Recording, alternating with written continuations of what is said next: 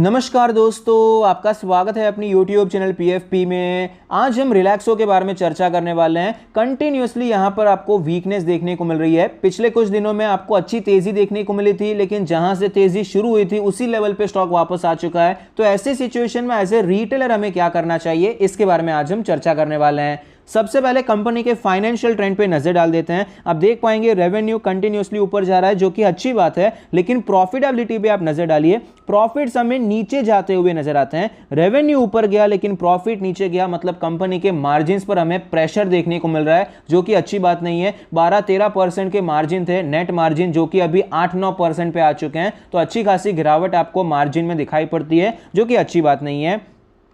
Return ratios के बारे में बात करें तो ROE 13% है, ROC 17% है, ROA 10% है। बहुत अच्छे नंबर्स तो नहीं है, लेकिन ठीक ठाक नंबर्स नजर आते हैं। लेकिन एक नेगेटिव पॉइंट यह है कि ये नंबर्स हमें डिटोरिएट होते हुए नजर आए हैं। पहले ये 24% का ROC था, जो कि आपको 17% होता हुआ नजर आता है, जो कि क्लियरली अच्छी बात नहीं है। लेवरेज रेशियो के बारे में बात करें, डेट टू इक्विटी 0.01 है, ना के बराबर कर्जे का कंपोनेंट है। इंटरेस्ट कवरेज रेशियो 28 है। तो लेवरेज रेशियो में तो कोई चिंताजनक सिचुएशन दिखाई नहीं पड़ती है।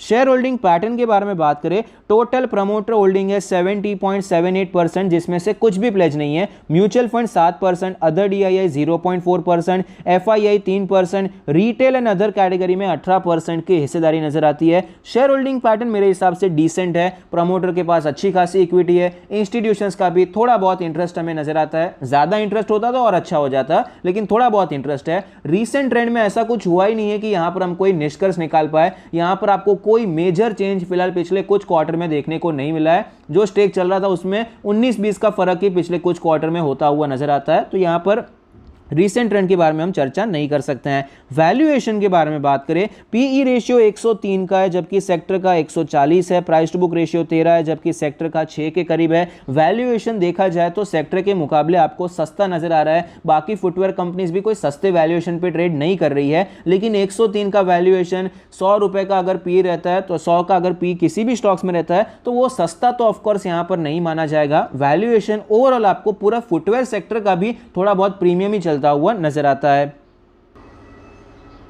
चार्ट पर हमें नजर आता है कि 1400 के लेवल से स्टॉक में गिरावट देखने को मिली। 4-5 महीने कंसोलिडेट करने के बाद एक ब्रेकआउट देखने को मिला, लेकिन ये ब्रेकआउट हमें फेक आउट होता हुआ नजर आया है, क्योंकि स्टॉक वापस उसी लेवल के आसपास आ चुका है जहां से आपको तेजी देखने को मिली थी। और फिलहाल आप देख पाएंगे स्टॉक अपने सारे मूविंग एवरेज के नीचे ट्रेड कर रहा है। ब्रेकआउट में जो वॉल्यूम थे, फिलहाल हमें गिरावट में भी अच्छे खासे वॉल्यूम में सेलिंग होती हुई नजर आई है। तो क्लियरली ये फेक आउट होता हुआ नजर आया, और वो तो ऑफकोर्स प्राइस से भी हमें पता चल जाता है। RSI आप देख सकते हैं 34 का लेवल है, कोई खास मोमेंटम नजर नहीं आता है। नीचे के साइड पे भी फिलहाल कोई स्ट्रॉन्ग मोमेंटम अभी तो नजर नहीं आता है। 950 का हमारा सपोर्ट है, जो कि काफी समय से चलता आ रहा है। रेजिस्टेंस के बारे में बात करें, 1030 का हमारा रेजिस्टेंस है। वीकली चार्ट पे चलते हैं। वीकली चार्ट पे भी आपको सेम लेवल्स नजर आएंगे, लेकिन रेजिस्टेंस ऊपर शिफ्ट हो जाएगा। 1100 का रेजिस्टेंस यहां पर नजर आएगा। मंथली चार्ट पे चलते हैं। मंथली चार्ट पे अगर हम देखने जाएंगे तो मंथली चार्ट पे सपोर्ट तो वही है और रेजिस्टेंस भी वही है, लेकिन ये सपोर्ट काफी ज्यादा वीक हो चुका है,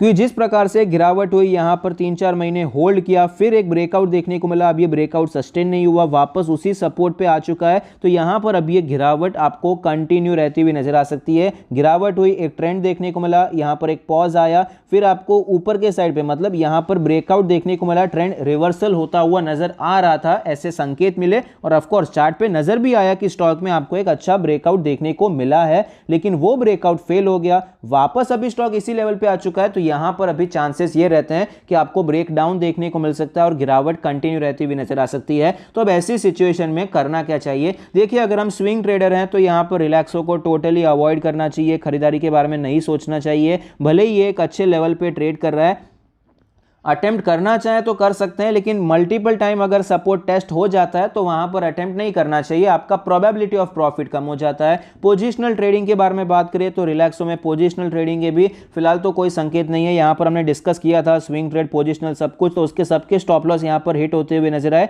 क्योंकि स्टॉक में रैली आई लेकिन रैली सस्टेन नहीं हो पाई है। तो यहां पर पोजिशनल ट्रेडिंग के लिए भी फिलहाल तो हमें अवॉइड ही करना है, वेट करना है, देखते हैं अगर कुछ अच्छा प्राइस एक्शन बनता है, स्ट्रेंथ आती है तो हम खरीदारी करेंगे, लेकिन अभी के लिए तो ऐसे कोई संकेत नहीं है। लॉन्ग टर्म के बारे में बात करें तो ये काफी ज्यादा इंपॉर्टेंट रहेगा कि रिलैक्सो में as a long term investor क्या करना चाहिए, क्योंकि पिछले कुछ सालों में मतलब जब से लिस्टिंग हुई है तब से स्टॉक ने मतलब जोरदार रिटर्न्स बना कर रही है, मल्टी बैगर स्टॉक रहा है। यहां पर आप देख पाएंगे क्रैश के टाइम पे भी आपको बहुत ही जल्दी रिकवरी होती हुई नजर आई थी, ये अलग बात है। उसके बाद गिरावट भी वापस हो गई, प्राइस करेक्शन देखने को मिला, फिर थोड़ा टाइम करेक्शन हुआ, लेकिन उसके बाद देखिए वापस एक अच्छी रैली देखने को मिली। तो स्टॉक ने पिछले कई सालों से बहुत अच्छा परफॉर्म किया है। तो फिलहाल क्या करना चाहिए, तो फिलहाल क्या फंडामेंटल प्रॉब्लम है जिसके कारण स्टॉक नीचे आ रहा है, तो फिलहाल तो फंडामेंटली मार्जिन्स नीचे जा रहे हैं, जो कि अच्छी बात नहीं है। क्लियरली ये एक प्रॉब्लम नजर आती है। पिछले 4-5 सालों में अगर आप ग्रोथ देखने जाएंगे तो रेवेन्यू प्रॉफिट में कोई बहुत एक्स्ट्रा ऑर्डिनरी ग्रोथ देखने को नहीं मिली है, जो कि एक मिड कैप या स्मॉल कैप कंपनी से एक्सपेक्टेड होती है। और फिलहाल हमें नई लिस्टिंग भी होती हुई नजर आई है, कैंपस की लिस्टिंग हुई है,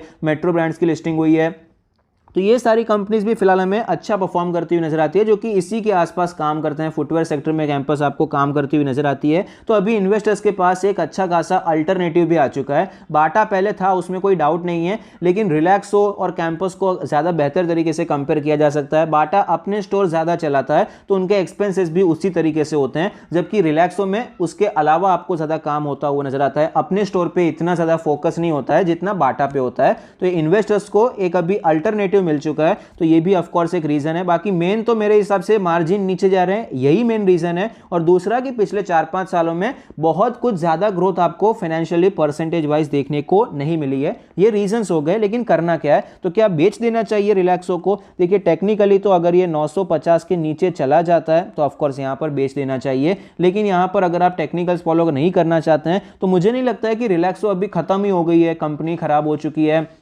वैल्यूएशन महंगा, देखिए ये पॉइंट मैं भूल गया, वैल्यूएशन भी महंगा है, ये भी एक रीजन है। तो यहां पर कंपनी खराब है ऐसा नहीं है, कंपनी खत्म होने वाली है ऐसा नहीं है। यहां पर आपको मार्जिन्स का इशू नजर आता है, लेकिन वो भी धीरे धीरे आपको कस्टमर्स को पास ऑन होता हुआ नजर आएगा। तो एज अ लॉन्ग टर्म अभी भी रिलैक्सो की स्टोरी मेरे हिसाब से तो इंटैक्ट ही रहेगी। लेकिन अगर आपने ऑलरेडी यहां पर खरीदा हुआ है माल, तो अभी फिलहाल वापस मैं खरीदारी करना प्रेफर नहीं करूंगा, वेट करूंगा। यहां पर स्ट्रेंथ आती है तो खरीदूंगा, या फिर गिरावट हो जाती है और नीचे के लेवल्स पे स्टॉक मिलता है तो वहां पर ऐड करने के बारे में सोचा जा सकता है। आई होप आपको ये वीडियो पसंद आता है, कुछ सीखने को मिलता है। Thank you, stay happy, happy investing.